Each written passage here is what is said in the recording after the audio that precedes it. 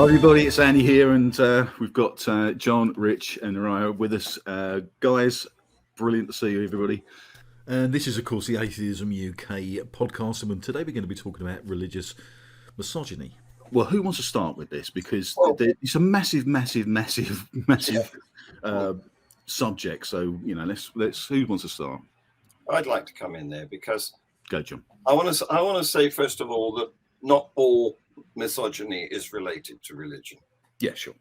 I mean, the news is red hot at the moment about this horrific Sarah Everard kidnapping, rape, murder, and Wayne Couzens has just been given a life sentence. He's not going to be allowed out ever again.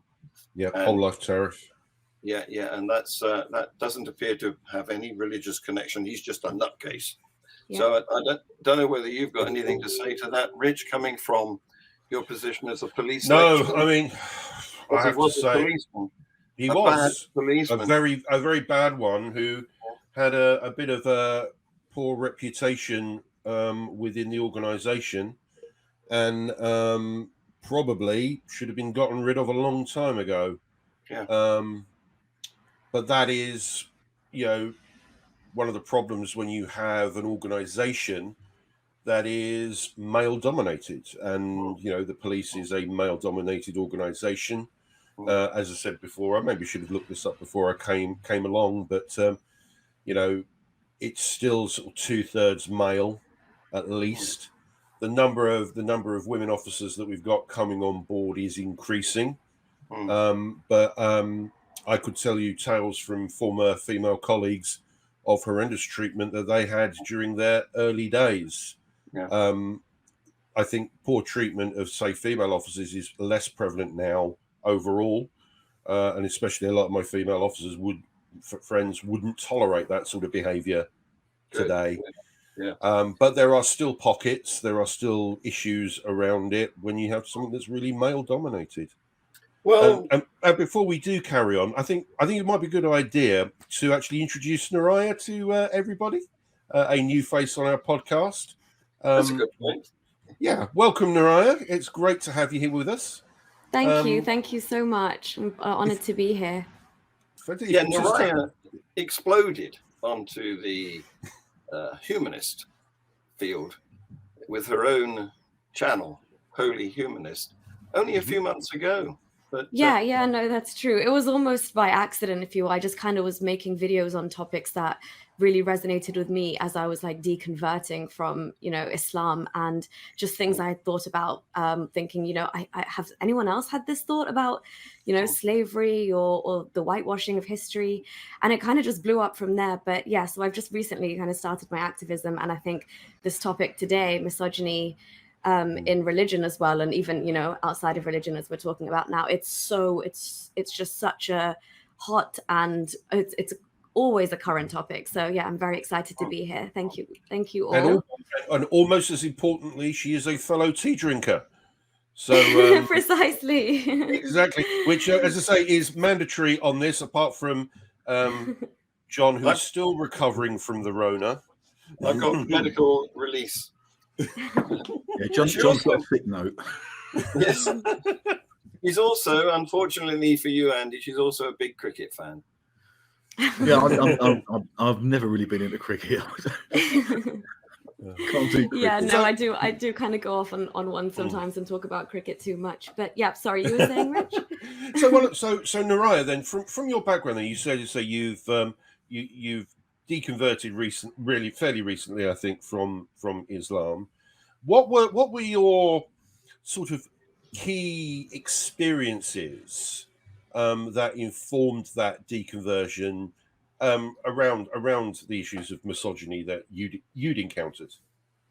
That's a great question, because to be honest, my entire research and kind of deep dive into Islam and the scriptures and what it said about women came directly because of a personal experience I had, where they kind of put this old Sharia law on me, which essentially would kind of force me back to an abusive partner's household where I couldn't leave without his actual given permission.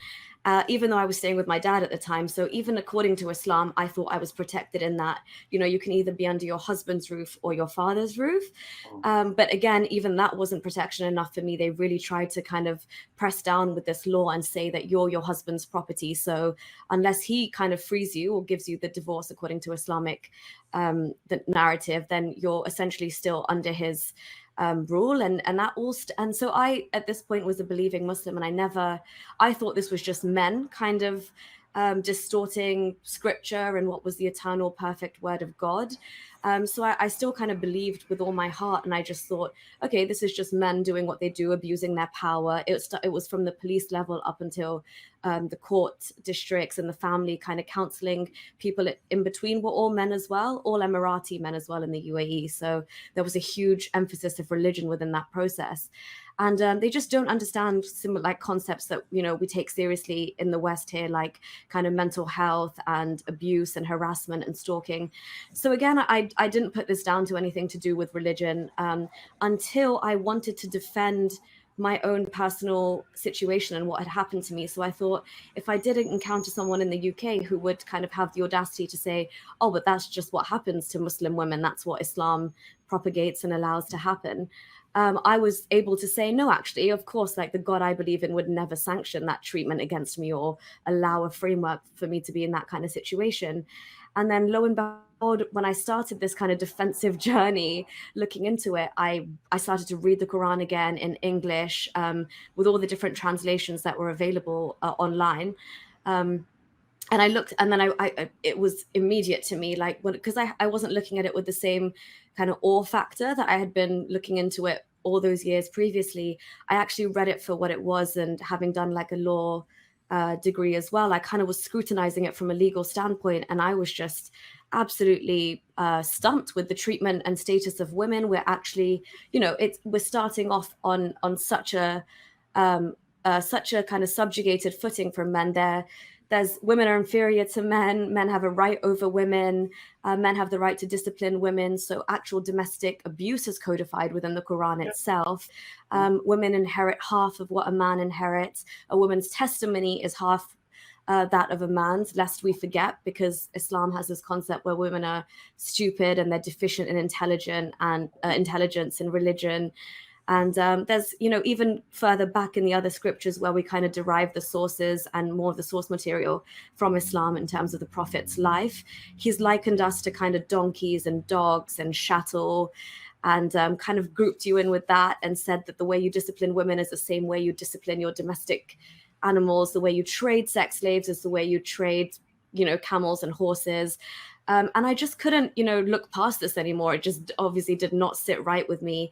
The fact that, you know, the framework in the Quran is also there for, there's a line that says it's considering marriage, and it says to those who have menstruated and those who have not yet menstruated.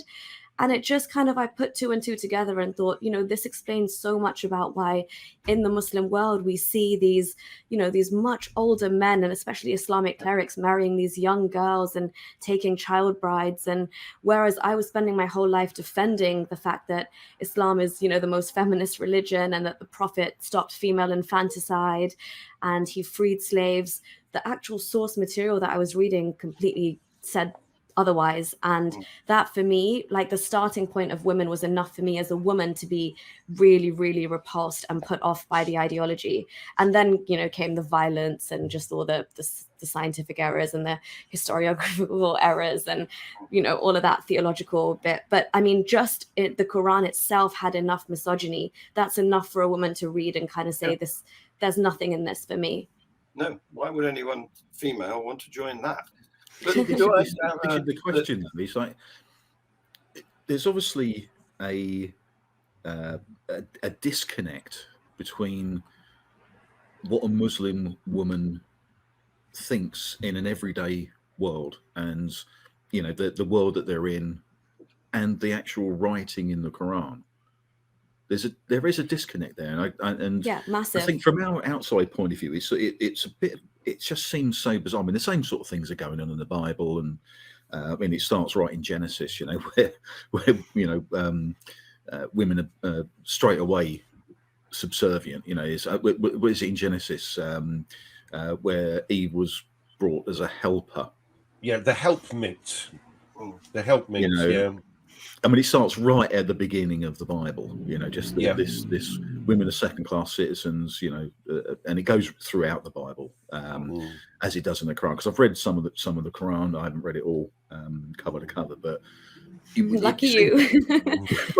See, the thing is, I enjoy those sort of things. I love sort of ancient writings, and I love a lot of the sort of I don't know, just the background and how psychologically it's all put together and things like that. But when you start reading these things, a lot of people sort of cherry pick stuff, you know, both sides sort of cherry pick things. But when you actually start reading these, you know, the Quran, Hadiths, and that sort of thing, it sort of does blow your mind a little bit that they're actually written this down. And it's not just misogyny; it's like lots of other things, you know. Well, I mean, at the end, when they wrote it down, that was acceptable. That's the thing. They had no idea that in 100, 200 years' time, or 1400 years' time, that would not actually be socially acceptable. So it doesn't surprise me that they wrote it down, because that's what they actually thought. That's what they actually believed. And especially, sorry. No, you please. In the Islamic tradition, for example, they would love to rely on the fact that what if you do pick up a source that's actually terrible, what's written in it, for example, like, you know, just one of the Prophet's wives, fellow women coming to the Prophet complaining about being beaten so badly that she's, you know, her face and her body is greener than the shawl she had wrapped. And then some of the Muslim apologists kind of say that, you know, these are weak traditions, but there was in terms of the Hadith tradition, there was about, I mean, thousands that were cut out, and these were the ones that are left. And this is coming from your own people, and it's this dark. And this was chosen by their own kind of Muslim community to be kept as the text. So yeah, it's a weird concept for them to even in Islam. There was two things that were lost, but one of the there's a verse in the Quran for suckling an adult to be in the presence of somebody of the opposite gender, and apparently it was eaten by a tame goat. It was under the pillow of one of the Prophet's wives, and I mean, thank heavens it was eaten or lost or whatever. But then also the verse for stoning of adulterers, but you know, they still enforce that in like the extreme groups when they carry out those punishments. But yeah, it's interesting to see that even from the source material they've decided to keep, it's so embarrassing. It's absolutely embarrassing even for them. And that happens. I was going to say, and that's happened in Christian traditions as well. I mean, one of the things that I've learned over the years is the fact that half of the epistles from Paul, especially the incredibly misogynistic ones, we actually now know are actually forgeries, but they were chosen by the various councils that put the Bible together, because presumably that's how they wanted to control women.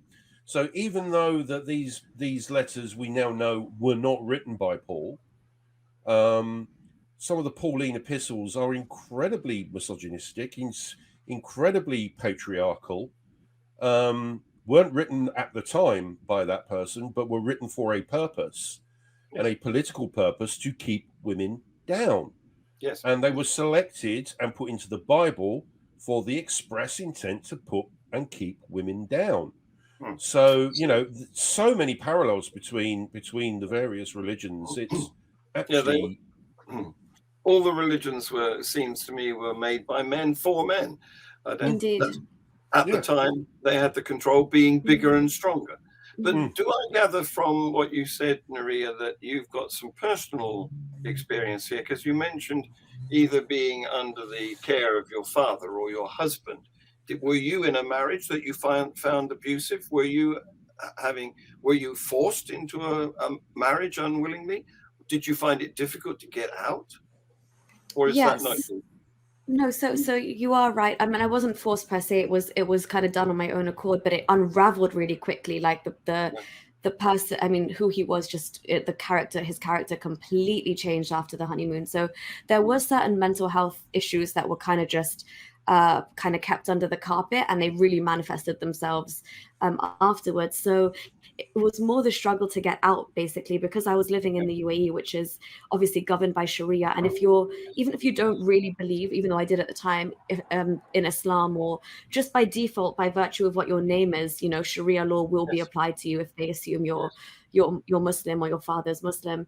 And again, this is how deep rooted and deep seated this misogyny goes. For example, in Islam, as a woman, I essentially was just basically under my father's care up until the point where you're married, and then you're kind of transferred to your husband's care. So like a human pet. Oh yeah, pretty much. This is why I always bang on about the fact that I think in Islam, a woman at best, and I think this is probably true for like lots of the other religions as well, you are property.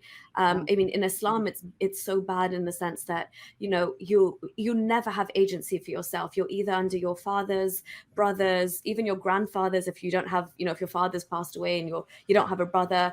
If your grandfather's no longer around, it would be the first closest uncle, paternally, not even maternally, paternally. And I mean, there's never a time where you're just in control of yourself, even after 18, let's say. And this kind of manifests itself in countries like Saudi Arabia, which still has the like male guardianship. It's called the wali system, where up until last year, Saudi women weren't even allowed to travel abroad alone. You need written permission. You need a non-objection certificate from a male person in your family. And so the same thing happened with me. It basically, because I wanted to make my own decision and remove myself from the situation, they use this ancient Sharia law, which says that a woman should be devoutly obedient.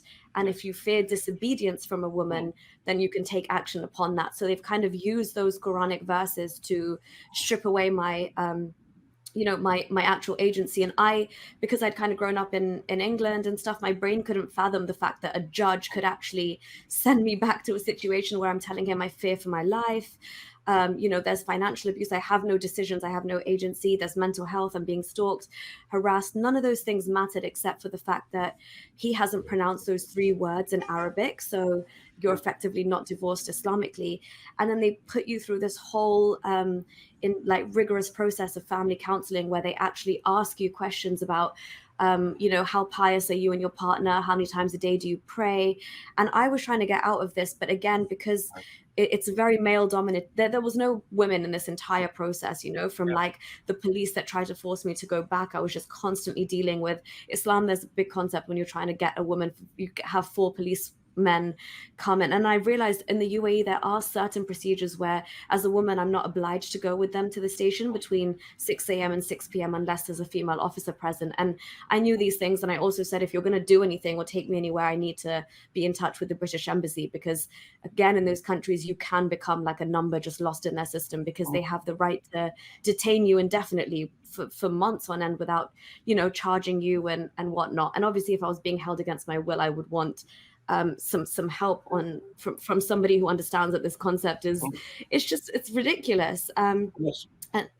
Absolutely ludicrous. It's a bit like being, although you're an adult, it's a bit like being a perpetual child who needs some other male adult to be responsible for you. It's you don't have your own identity. It's like being named on somebody else's passport, like you were when you were a baby. And in some cases, it's not even a male adult, is it? It's just a male.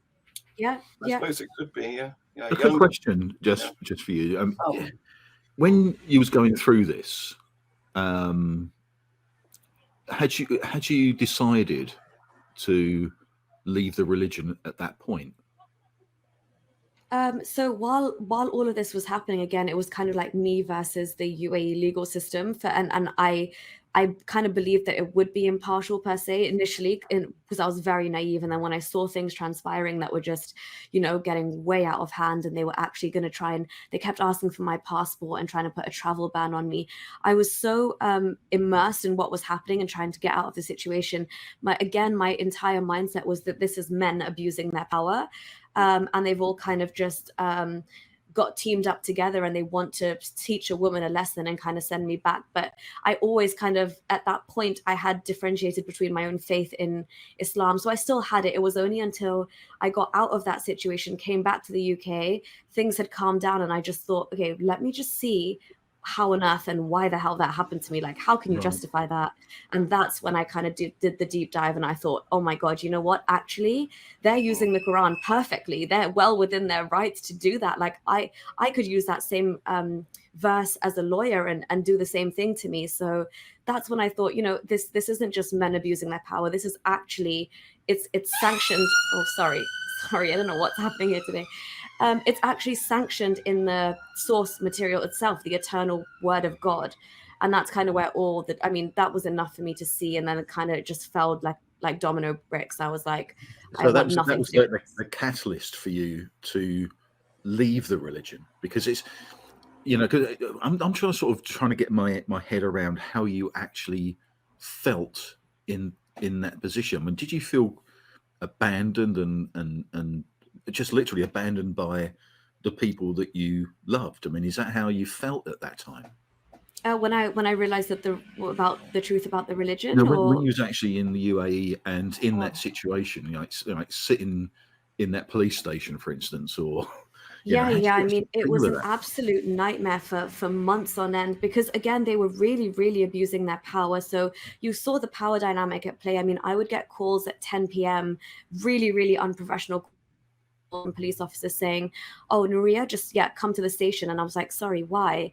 And they would say, "Oh, well, we'll tell you when you get here. Just bring your passport." And it's 10 p.m. and this is also on weekends when they're not supposed to be, calling you out of at these times. Especially when I kept saying, if I was playing along with their system, for example, if you were saying that I need a male guardian, my father, who is my male guardian, isn't here at the moment. So how dare you try and approach me without him being there?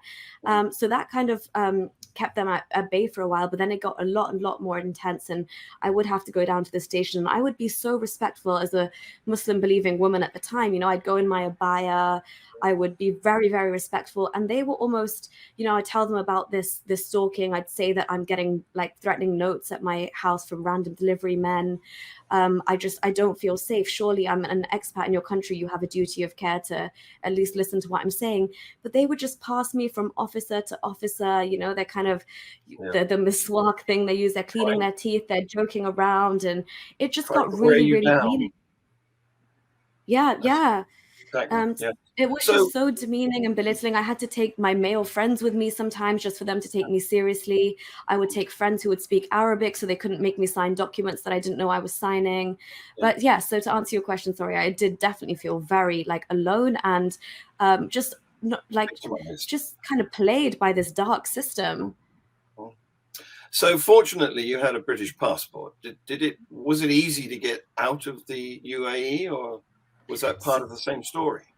Yeah, it definitely was part of the same story. And to be honest, it was actually my saving grace, because when things got really bad and I was worn down to the point where I was like, you know what, I can't keep, I'll just give them what they want. If they want my passport, sure, this is getting out of control. So I went to the station, and just before I handed it in, I thought, okay, there are actually numbers there, because there's a lot of British expats who live in the UAE, and they have an emergency number for the consulate. And I mean, I'd never really gotten in touch before. I didn't know how effective they were, but I was like, let me just give it a shot, because at least then somebody will know that I have been detained or taken by the police or forced in this situation, but at least somebody knows of my whereabouts. So I called up that number, and I don't remember the name of the person I spoke to, but that person literally saved my life and said, I explained the whole situation. And your passport. Yeah, he literally said, listen, I can't give you legal advice, but all I'm saying is if you've got your passport in your hand, just come back home to where you have rights, where these charges they're trying to put on you don't even exist as a concept here. But he said, once you hand over your passport, it's them, and you know what kind of laws, what kind of Sharia laws they could put on you and have you there. And we can't interfere in another country's legal system. So if your passport's in your hand, just come back. And I literally just drove straight to the airport, came via Azerbaijan, and just back to London. Right then. Yeah. Wow, well done. Yes.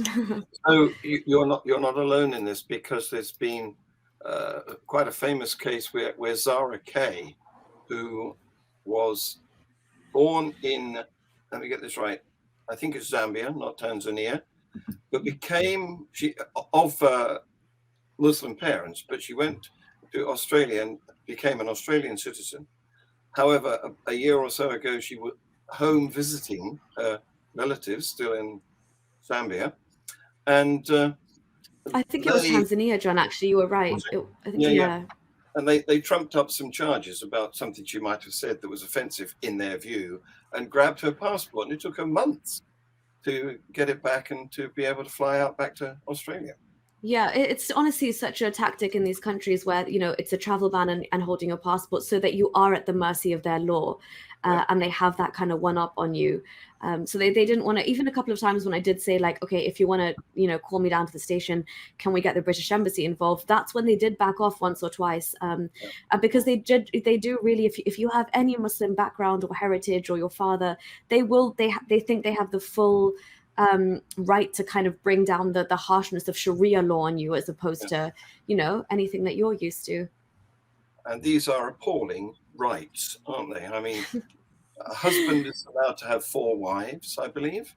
Yeah. And then when he dies, can he expect 72 virgins in paradise? Indeed, he can. Yeah. and women don't have equality on either of those scores. Nope. And apparently, according to our prophet, women would be the most women are the majority in hell. So I don't really see in this life you suffer, and in the next life you're not even guaranteed heaven. I don't see what's in paradise in Islam for women even. No, it's not an attractive prospect at all, is it? So and then there's this hideous dishonor culture. This where a woman is victimized because she hasn't met up to the standards that they imagine. And that can result in, well, depending where you are, in death. Yeah, exactly. Especially when family members and people like that take it upon themselves to kind of, you know, safeguard their family's honor, or get back, or, you know, save face with their reputation. And then you see all these like acid attacks. You see, you know, girls getting killed while they're asleep by their own brothers. It's terrible. And that even happens here in the UK. Well, exactly. That happens here. Depending on where you are, but in fact, as you say, Rich, there was a woman set fire to, wasn't there, recently? Oh, there are so many cases, and just to give you some idea, back in the day when I was a humble police constable in central London, I was working out of Charing Cross Police Station, if anybody knows it. Yeah. And I would regularly, when I was working in the front office, I was regularly getting young Muslim girls coming into the front office because they'd managed to get away for the day and come into town to do some shopping or whatever, because they didn't want to go to their local police station, but they came into Charing Cross, right in the central of London, because it was nowhere near their local community, to report the fact that they feared they were about to be forced into a marriage, to be shipped off to another country, to be married, or were facing these terrible situations. And I would obviously take the initial report from that, but we actually had a unit at Charing Cross that dealt with obviously domestic issues, and they would regularly get people coming, because we were a central London police station. We did have a residential population, but it was away from the local area, and these young girls could get away and sort of report these threats to their safety. That's how real the fear is, you know, even within like your area and your community, and this internal policing where kind of everybody is kind of looking out for this vice and virtue thing, if you will. But that even when I think it's such a it's so apparent in societies, especially like, you know, Muslim people from Muslim backgrounds, that even me, just being a British Pakistani, that I remember the first time I was getting on a flight from university just to visit my parents back in the UAE, the airport immigration actually asked me if I was being forced into a marriage, or if I was being, you know, sent somewhere. And of course I wasn't, but I was like, I was so grateful at the fact that somebody, I mean, you know, some people would say, oh, well, like, you're just being stopped because of the way you look or whatever in that sense. But I would much rather that, you know, if sometimes that's a woman's last point of call is the airport. And, you know, sometimes even when I started talking about Islam initially, and they said if things get really bad security wise, there are things you do in an airport to alert officials that you're in trouble or you're being forced somewhere, or that putting a metal spoon down your pants or something to set off the alarm, or have a touch point. So I think even having these police stations, like you said, which are more centralized and away from even somebody following them there, or somebody finding out, or even somebody maybe within that police station who sympathizes with the family's views, and might, tell or grass them out, or get rid of their chances of speaking to an, impartial officer who can actually help them. I think that's amazing that exists. These touch points are so crucial. Well, one question. One of the things that we often see on British television is there be a discussion, like Sunday morning on TV, and it'll be something about religion or something like that, and you'll always get. Just continue that, Andy. Well, I mean, those and other programs, those sort of programs, these debate programs, and when it's about sort of religion, or it's about Islam, or it's about whatever those sort of things, you'll always get one woman who's normally quite young, that's pretty covered. Maybe just a scarf for the TV, I don't know, but they always say that Sharia law is not that bad, that women are treated absolutely perfectly within the religion, almost like it's a bit of propaganda. Why do you think that actually happens, that you get women within the faith that will go on TV and say it's absolutely fine, everything's absolutely fine and rosy, it's a religion of peace, it's lovely, women are treated fantastically? Why do you think that happens when the reality of it is, and we know, both me and John have worked in international atheist organizations, we've seen a lot of this stuff happening, which has been pretty horrific.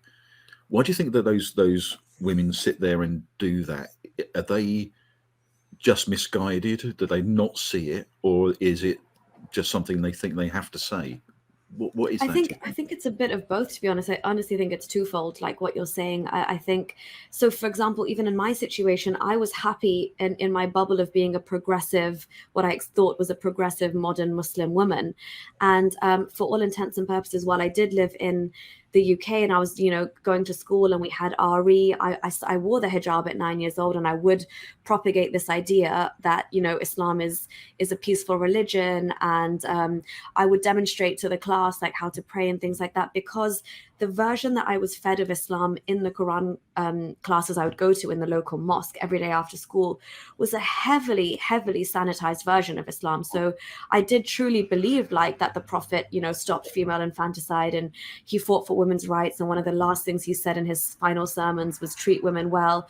And I had no alternative to go by. Then I come home and I'm seeing the same things being reinforced on, the Islamic channels we have in the UK, Islam TV, Peace TV, all these things. And so that's one thing that you do. Sometimes they actually do genuinely believe that it's not that bad, because they are sitting in the safety and the cushy life in the West.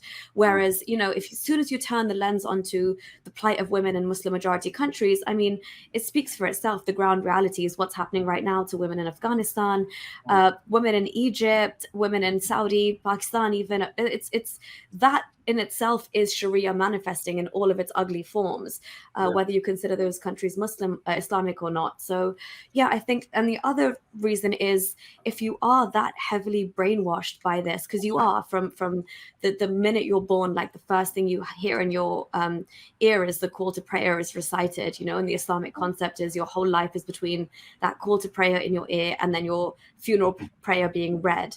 And so you have to internalize and rationalize the fact that Islam puts you on a pedestal and treats you with respect. And living in the West, it's really easy to claim that, because if you're fed that sanitized version and then nobody's forcing you to wear hijab, but you have the option to, like I did, you think everything's rosy and you're just manifesting, your identity in this beautiful religion. And for example, when I moved to Saudi Arabia, that covering up was mandatory on me. And I was like, oh, hold on, maybe I don't why is it imposed? And that's when I kind of started backtracking from religion, ironically, because that's where the holy cities are. But yeah, it's really, really simple, and I think it's very disingenuous, and it's being a little bit in denial, sitting in the West and saying that Sharia protects and gives women rights, because you only have to go to the Quran itself. Like, there's people who have contention with the Hadith, but you only have to go to the Quran itself, which is where Sharia is ultimately derived from, to see that, you know, there's nothing in this for women that is good, that you can actually propagate. But in the West it's easier to as well, because again, in the UK we're so scared of, you know, being labeled as bigoted or racist or Islamophobic, that when these women are saying this, there's not really anyone else to give them a counter narrative and challenge their point. Yeah, well, from our point of view as Westerners, it looks as though they are anti-feminist women. It looks like a shot in the foot, because they are submitting willingly to these atrocious attitudes. I've actually got a clip of an interview on some other television. It says the Quran tells men they have authority over women who must be devoutly submissive. And this woman speaks in favor of being beaten by her husband. Yeah. I'm going to show this clip in this week's Global Atheist News for anyone who's interested. Okay, one of the other things, I think, a really, really interesting point that you brought up there, and it is something, and I'm going to be honest here, it does make me nervous as a male, white, atheist Brit. Mm-hmm. I do sometimes feel very nervous talking about this particular subject, especially with respect to Islam, for that reason that you just pointed out. I have spent my entire life being an anti-racist. I condemn racism. I condemn intolerance. In fact, I even condemn intolerance against minority religions, per se. My pursuit as an atheist is an intellectual and social justice one. And I find it really, really difficult to talk about this particular issue, which is why I am so glad that you've been able to join us today and talk to us about this. How can somebody like myself, who is dedicated to anti-racism, is dedicated to gender equality and equality in all forms, how should somebody like me go about that? Because I don't want to risk being accused of being racist. I don't want to risk being accused of homophobia or Islamophobia. Sorry, I get those. Okay, those are two terms I really don't want to mix up. Yeah, although saying that, I don't want to be accused of either of them either.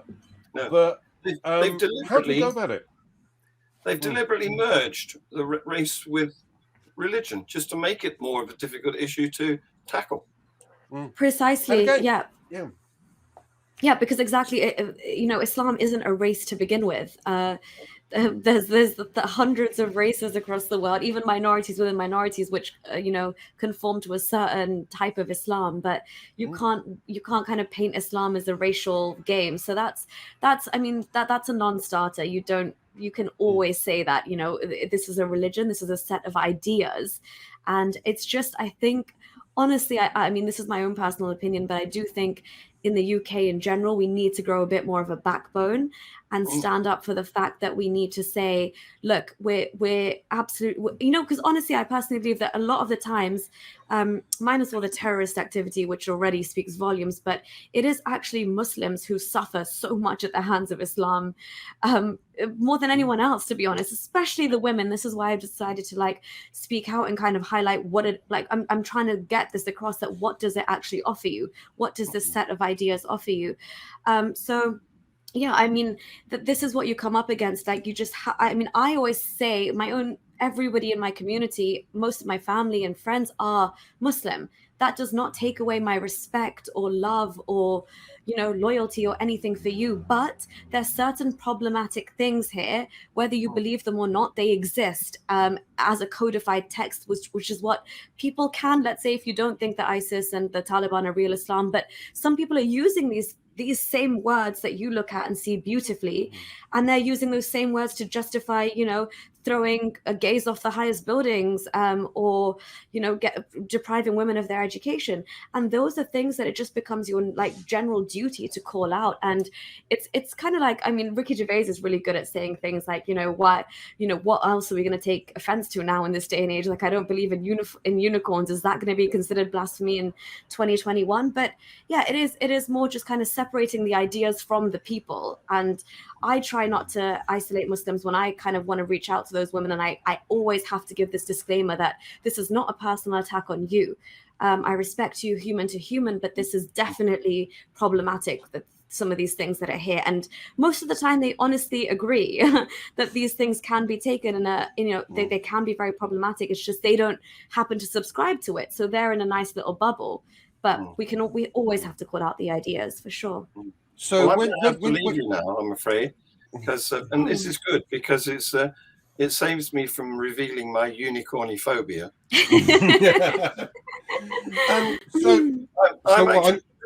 I'm actually ruled by several women in this house. I've got to go fetch one back from school. So we'll see you very soon, mate. Yes. Okay. Keep up the Cheers, matriarchy. Bye, John. Yeah. Bye-bye. So I have one question then for left for you, Naraya. We mentioned that we are fortunate in a way to be living in the West. We are surrounded by moderate people that are moderate, progressive Muslims. Our own mayor of London is one. He's spoken out against misogyny. He's spoken out against violence against women. He's spoken out, and he's a big supporter of the LGBT community, just as an example. And I'm not here to big him up in any way, shape, or form, but he is an example of a modern, progressive Muslim. What would you say to somebody like him? Or, and I have, not wanting to use I have friends, but I do have friends who are moderate, progressive Muslims. And we don't talk about these things. We generally avoid them. But if it were to come up, what should I be saying to them? If I should say anything at all, what should I be saying? This is a very touchy subject, because I think, most of my family and the people I know as well operate in this sphere where they're moderate and progressive, and let's say even liberal, and open to new ideas and tolerating ideas which are different from theirs and kind of just learning to coexist. And that's beautiful. But what I always just because I've gone through this phase myself, and I realized, when you read something and then you have your own beliefs, there is such a level of cognitive. My street is just, I don't know what's happening. It's going mental today, isn't it? It really is. There's ambulance, police, everything. It's usually my street.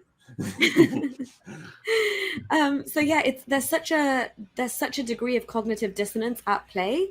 And I honestly, sometimes it's not even through any fault of their own. They genuinely, a lot of people in, like, for example, Sadiq Khan, I'd say he's pretty much the same generation in terms of my parents, in terms of like his schooling and what age bracket he grew up in the UK.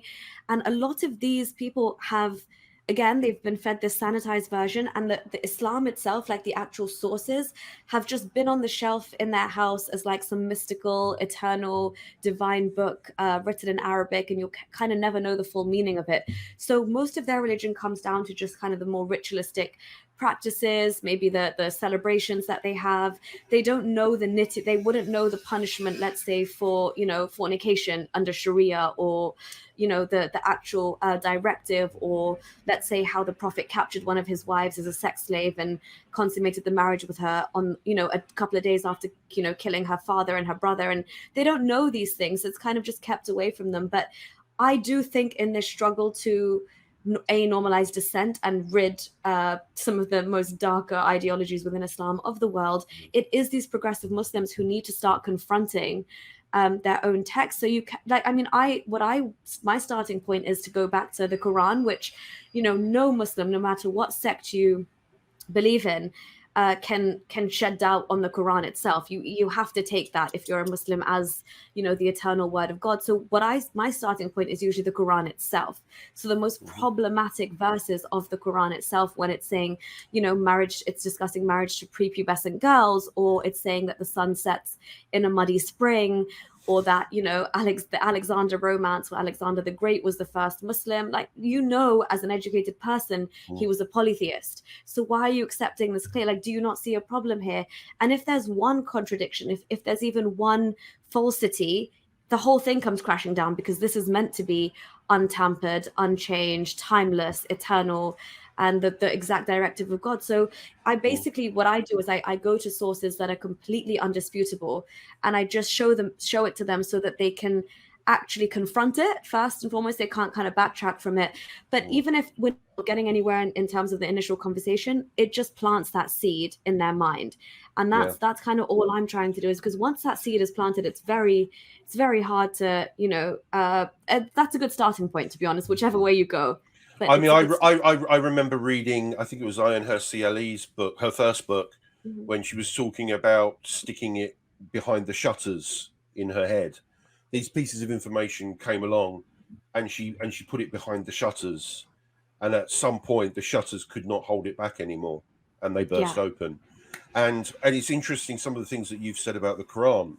There are direct corollaries in Christianity with some of the more fundamentalist Christian believers, who also believe the Bible in the same way that a lot of Muslims believe in the. In fact, I think they believe more in the book than they actually do the God itself. And the fact that a much more moderate form of Christianity has developed and has been prevalent in today's Western society, but even that is now starting to crumble, because even with the most moderate forms of Christianity, you can only water something down so much before it becomes completely pointless, irrelevant. True. And irrelevant. And I think the process for that, thankfully that we do have these moderate and progressive Muslims who have had a watering down of it. And I'm sure that many of them are educated enough to know what is in there. I'm sure they do. But they might pass it off like many of the Christians do, as, that was the sign of the times. Yeah, I think definitely figures like Mehdi Hassan, and Majid Nawaz are kind of, I believe they fully know what is in there, but they're happy to stick to it, but they're also happy to kind of beat around the bush and give you a fluffy version. But when confronted, they do know that's right. What's in there. See, this is one of the things that has always struck me, is that we've got these books. I mean, the Quran, the Bible, the Tanakh, you've got all the these Bhagavad Gita, the Vedas, all that sort of thing. And the thing that really strikes me, which I don't really understand how this could happen, is that we've got these books which are obviously man-made.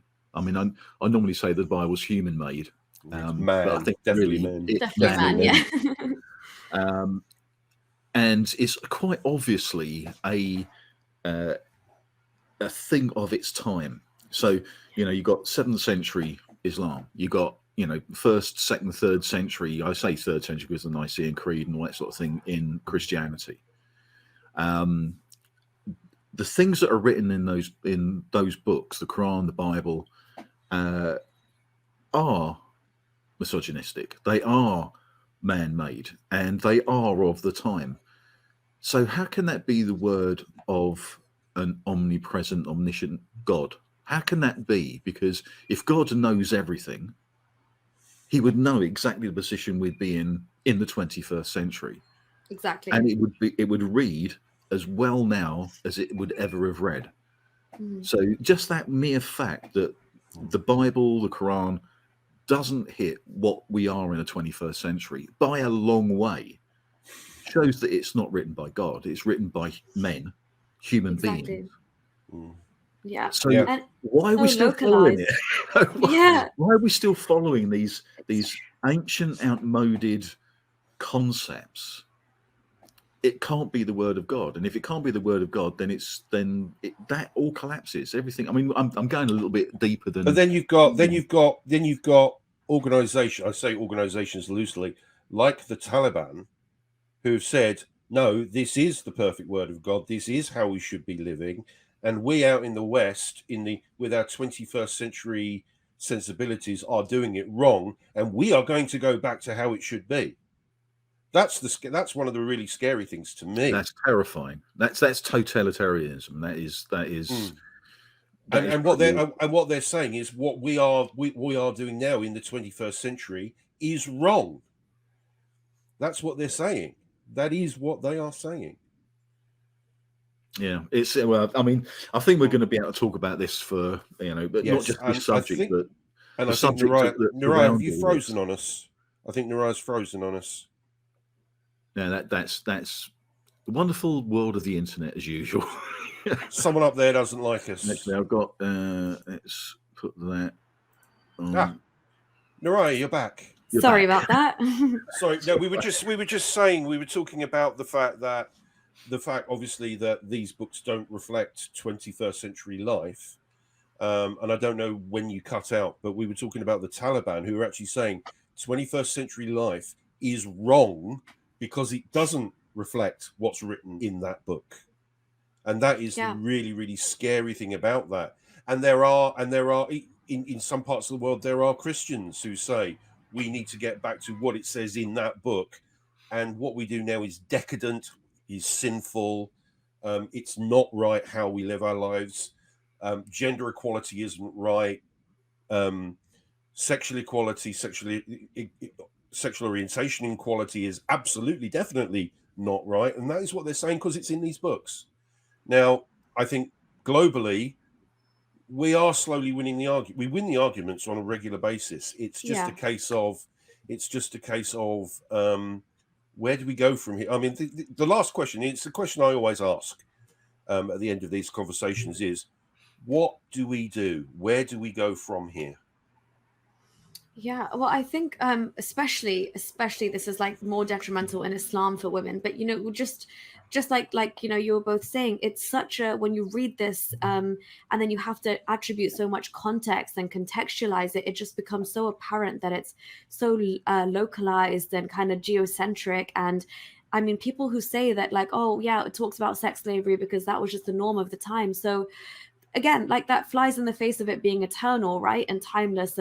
If this is just kind of what happens there and then, and that's not necessary anymore, even to this day, for example, as a woman in the 21st century, after the divorce, I had to stay in Islam, you have this 3-month waiting period called the iddat, which is just to make sure that you're not pregnant from your husband. And so that would change, things in terms of maintenance payments and custody. And that would, so you have to wait 3 months. Whereas in this day and age, you can get a pregnancy test and know within a matter of weeks. It's so early now, the detection, and God hadn't accounted for this, and he hadn't accounted for technological advancement and progress. And so I think it's high time that, like you said, we are winning the argument, just because what we are fighting for and saying is just equality across the board, secularism, human rights, these things which are just, they should be the natural disposition